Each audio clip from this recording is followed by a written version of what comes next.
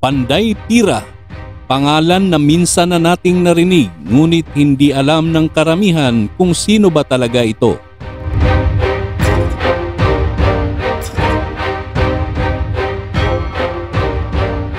Siya lang naman ang malupit na tagagawa ng kanyon, bolo, ararong bakal at iba pang gamit pambahay.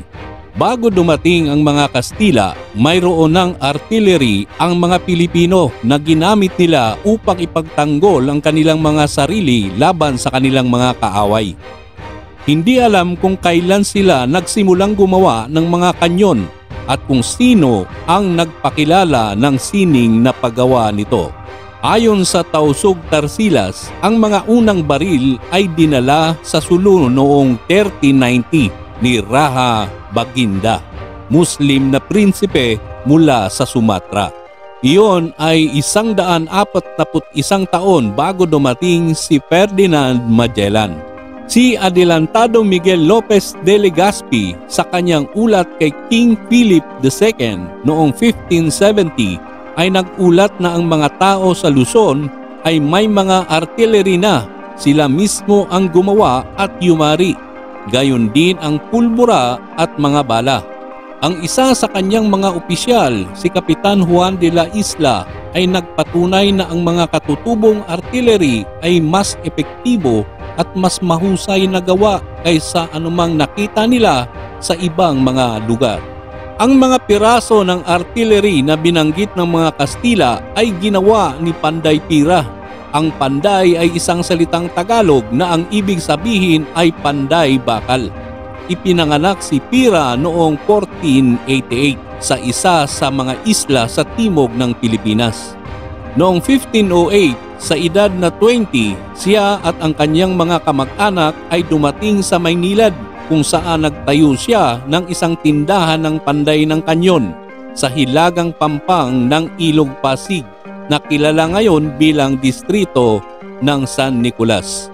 Sa utos ni Raha Sulaiman, gumawa siya ng ilang piraso ng kanyon na ikinabit sa mga bakod na nakapalibot sa kaharian ni Raha at sa tabing dagat na bahagi ng kahoy na kuta na nagbabantay sa bukana ng Ilog Pasig. Ang mga kanyon na ito ay nagsilbing depensa ng Maynilad.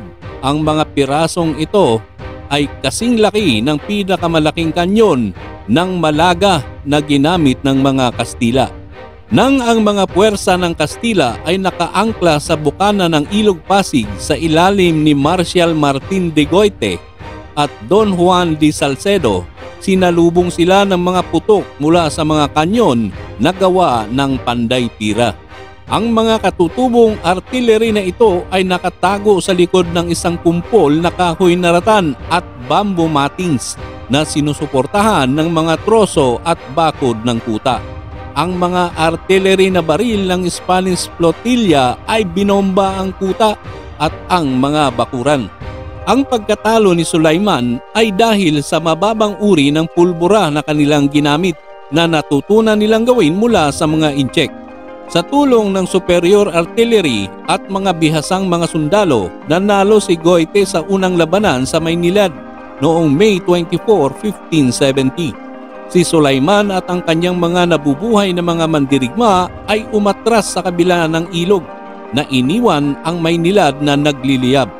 Pagkatapos ng labanan, matagumpay na nagmarcha si Goite patungo sa nasirang kaharian. Ininspeksyon niya ang paligid ng kuta at nakita niyang sira-sira ang mga tahanan ng mga residente. Nakakita siya ng nasunog na bodega malapit sa bahay ni Sulaiman. Sa pagsasalita tungkol sa bodega na ito, isang hindi kilalang miyembro ng kanyang ekspedisyon ang nagsabi. Naglalaman ito ng maraming bakal at tanso, pati na rin ang mga kulberina at mga kanyon na natunaw. Ang ilang maliliit at malalaking kanyon ay nagsimula pa lamang na maporma. Naroon ang mga hulma ng luwad at wax na ang pinakamalaki ay para sa isang kanyon na 17 talampakan ang haba, parang kulberin. Hindi nagtagal si Goite sa Maynilad dahil sa pangamba niyang hindi makalaban ang kanyang mga nauubos na tropa sakaling maglunsad ng counter-attack si Sulaiman. Bago bumuhos ang ulan, bumalik siya sa kanyang baseng Espanyol sa Panay. Kargado ng mga tropeo ng purok na inihandog ang mga kanyon kay Adelantado Legazpi.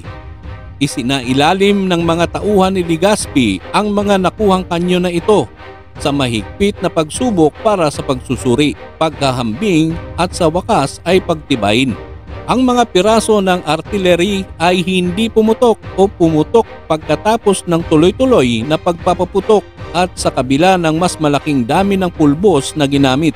Ang mga kanyon ni Pira ay natagpuan na nakahihigit sa mga kanyon ng Kastila na nakasakay sa mga barko ni Legazpi. Kasama ang hukbong 27 sasakyang pandagat, 280 Kastila at 600 kalyadong Bisaya, hindi nagtagal ay umalis si Don Miguel de Legazpi sa Panay noong April 20, 1521 matapos ang formal na pag-aari ng Maynilad noong May 19, 1571. Ipinagpatuloy ni Legazpi ang muling pagtatayo ng Maynilad na sa paglipas ng panahon nakilala bilang Maynila. Sumunod, itinatag niya ang permanenteng pamayanan ng mga Espanyol. Dahil sa kakulangan ng mga artillery na kailangan hindi lamang para sa pagtatanggol sa bagong lungsod, kundi para sa pagsakop sa mga independenteng barangay ng isla, hinanap niya si Panday Pira para sa kanyang mahalagang teknikal na kaalaman sa paghuhugis ng mga magagandang kanyon. Ngunit hindi matagpuan si Panday Pira dahil tumakas siya sa Bulacan noong kalagitnaan ng 1570. Pagkatapos ng labanan sa Maynila at pagkatapos ay sa Apalit, Pampanga kung saan siya tuluyang nanirahan.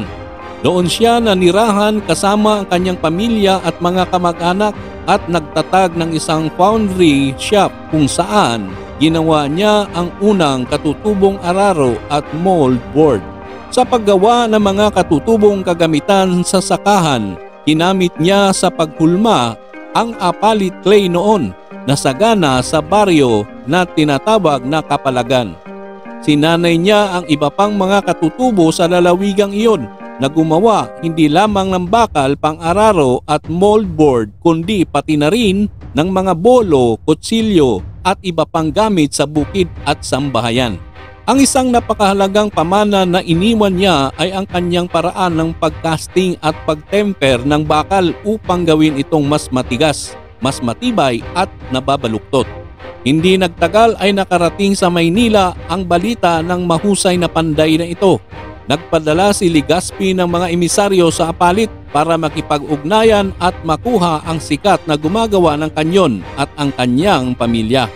Nang iharap sa kanya ang oktogenarya na tagagawa ng kanyon, pinaliwanag niya sa Panday Pira ang ilang mga pribilehiyo na hindi tinatamasa ng ibang katutubo noon, mga panahong iyon. Kabilang dito ang kalayaan mula sa anumang anyo ng mga obligasyon sa pamahalaan, sa simbahan at ang kalayaan mamuhay at makihalubilo sa mga Kastila. Tinanggap niya ang alok ni Legazpi at naging tagagawa ng kanyon ng Espanya sa Pilipinas. Noong July 1572, itinatag niya ang kanyang pandayan sa tulong ng kanyang matitibay na mga anak sa Lamayan, ngayon ay Santa Ana. Si Don Miguel Lopez de Legazpi ay namatay sa atake sa puso noong August 20, 1572. Ang kanyang pagkamatay ay ipinagluksa ng mga Kastila at Pilipino, kasama na si Panday Pira at ang kanyang mga anak, dahil siya ay isang taong may kabutihan, kagitingan at karunungan. Nang maglaon sa kanyang pandayan, si Panday Pira ay gumawa ng maraming piraso ng artillery na ginamit ni Gobernador Santiago de Vera sa kanyang mga ekspedisyon militar sa Borneo at sa Bulucas at sa pagtatayo ng mga kuta ng Maynila. Nagpatuloy siya sa paggawa ng mga kanyon para sa Espanya hanggang sa sinapit niya ang kamatayan noong 1576 sa edad na 88. Ang kanyang kamatayan ay isang malaking kawalan sa mga Kastila dahil walang sino man kahit ang kanyang mga anak ang maaaring gumawa ng katulad ng kahangahangang mga kanyon. Ang mga otoridad ng Espanya ay umapila sa hari sa Espanya na magpadala ng isang gumagawa ng kanyon. Sumulat sila ng ganito: Panday Pira, ang tagagawa ng ating kanyon ay patay na. Wala tayong mahanap kahit isang tao sa atin na hahalili sa kanya. Ayon kay Jaime de Vera, isang mananalaysay na Pilipino, ang mga kanyon ni Panday Pira ay kasing ganda ng mga ginawa sa Espanya at naging opisyal na gumagawa ng kanyon para sa hukbong Espanyol sa Pilipinas. Malaki ang naitulong ng kanyang pagsisikap sa pagtatanggol ng mga isla laban sa mga pirata sa dagat. Maging ang anti-Filipino friar chroniquer na si Fray Gaspar de San Agustin ay umamin na ang mga kanyon na ito ay kasing ganda ng mga gawa sa Malaga. Lumawak ang kanyang pandayan noong 1584 nang dumating ang isang Spanish smith mula sa Mexico. Inilipat ito sa loob ng lungsod noong 1590 at sa wakas ay inalis noong 1805. Sa madaling sabi, kalahi din nating mga Pilipino ang isa sa naging kasangkapan upang magapi ang ating mga tagapagtanggol na bayani. Hanggang dito na lang muna tayo mga kaistorya. Kung inyong nagustuhan ang istoryang ito, maaaring mag-like, comment at mag-subscribe sa ating munting channel.